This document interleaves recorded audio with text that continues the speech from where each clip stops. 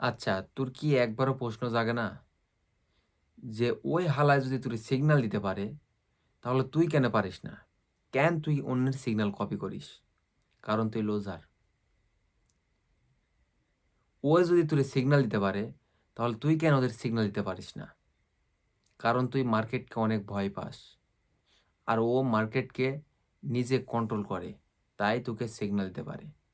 তোর মাইন্ডসেটটা এমনভাবে তৈরি কর, যাতে তুই মার্কেট কেটে নিয়ে তুই খেলতে পারিস। তুই একজন খেলোয়াড় হতে পারিস। মাইন্ডসেট এমনভাবে তৈরি কর, এখন থেকে ৬ মাস পর তোর একটা টার্গেট রাখ, যেই টার্গেটে তুই পৌঁছাবি। যদি লাইফে তুই কোনো টার্গেট না রাখিস, তাহলে তুই কোনোদিন সাকসেস হতে পারবি না। ঠিক আছে? সারা জীবন তোর অন্যর সিগন্যাল নিতে হবে।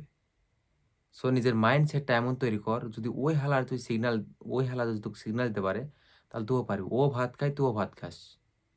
তো ও যদি পারে, তুইও পারবি।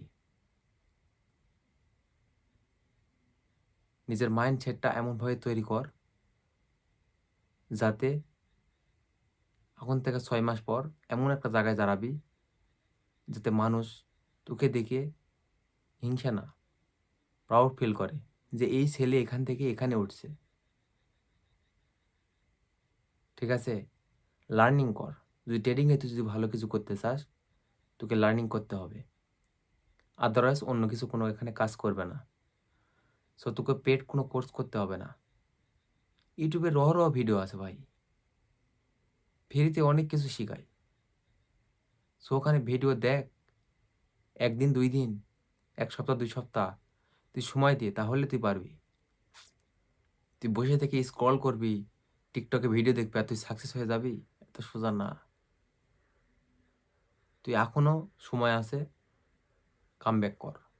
ঠিক আছে? মাইন্ডসেটটা তৈরি কর। এখন থেকে ৬ মাস পর কোন জায়গায় যাবি একটা টার্গেট রাখে। এমন একটা টার্গেট রাখবি, যদি 1% যদি পূরণ করতে পারিস, যাতে ভালো কিছু একটা হয়। সো আমার এটাই বলার থাকবে, নিজের মাইন্ডসেটটা ঠিক রাখ। না হলে লাইফে সাকসেস হতে পারবি না।